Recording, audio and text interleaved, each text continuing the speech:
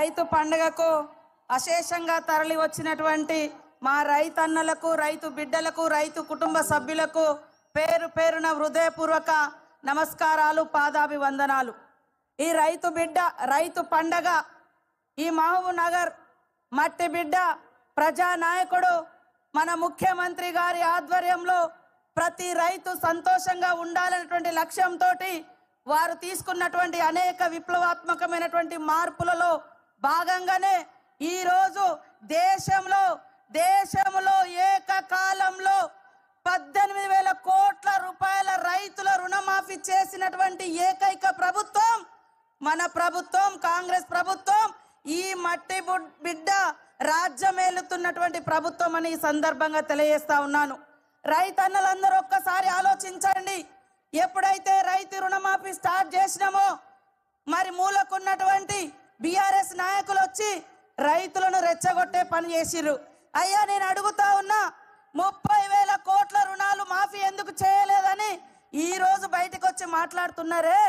మరి 10 సంవత్సరాలలో మీరెందుకు ఈ 30,000 కోట్ల భారం రైతుల మీద ఉంటే ఎందుకు మాఫీ చేయలేదని నేను అడుగుతా ఉన్నా. ఈ 30,000 కోట్ల భారం కాంగ్రెస్ ఇచ్చిన భారమా? ఈరోజు వచ్చి సంవత్సరం తిరగక ముందే మరి 18,000 కోట్ల రుణాలు మాఫీ చేసినాం. కానీ బీఆర్ఎస్ ప్రభుత్వ హయాంలో 2018 నుంచి 23 వరకు వాళ్ళు చేసింది 5 ఏళ్లలో కేవలం 11,000 కోట్ల రుణాలే. కానీ మన సీఎం, మన ప్రభుత్వం మరి 25 రోజులలో ఇప్పటికే చేయడం జరిగింది. కాబట్టి ఒక దిక్కు అప్పులు, ఒక దిక్కు సంక్షేమం. ఈరోజు నేరుగా రైతుకు లాభం అవుతుందంటే సన్న వడ్లు కొనడం తోటి కౌలు రైతుల యొక్క అకౌంట్లలో కూడా డైరెక్ట్ గా డబ్బులు పడుతున్నాయి. ఆనాడు ఉచిత కరెంటు ఈ రాష్ట్రంలో ప్రవేశపెట్టింది వైఎస్ఆర్ గారు. ఆనాడు సోనియమ్మ గారి ఆదేశం మేరకు ఏకకాలంలో దీర్ఘకాలిక రుణాలను మరి తాత్కాలిక రుణాలను కూడా మాఫీ చేసింది కూడా ఆనాడు కాంగ్రెసే. ఈ రోజు కూడా ఆ ఘనత కాంగ్రెస్ అని సందర్భంగా తెలియజేస్తా ఉన్నాను. మీరు అర్థం చేసుకోవాలి, ప్రశ్నించాలి. మీరు 10 ఏళ్లలో ఎందుకు ఏకకాలంలో 1 లక్ష కూడా రుణమాఫీ చేయలేదయ్యా?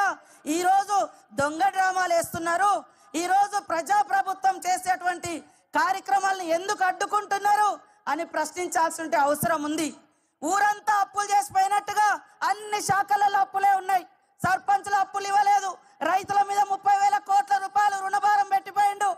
అదే విధంగా ఉచిత విద్యుత్ ఇచ్చిన అని చెప్పిండు. 60,000 కోట్ల రూపాయలు మరి ఉచిత విద్యుత్ బకాయిలు ఈ రోజు కట్టకుండా అప్పు మిగిల్చిపోయింది ఎవరో నేను అడుగుతున్నా. కాబట్టి వాస్తవాలను, నిజాలను తెలుసుకోండి. ఈ ప్రజా ప్రభుత్వాన్ని దీవించండి అని మీ అందరికీ కోరుకుంటూ, జై జవాన్, జై కిసాన్.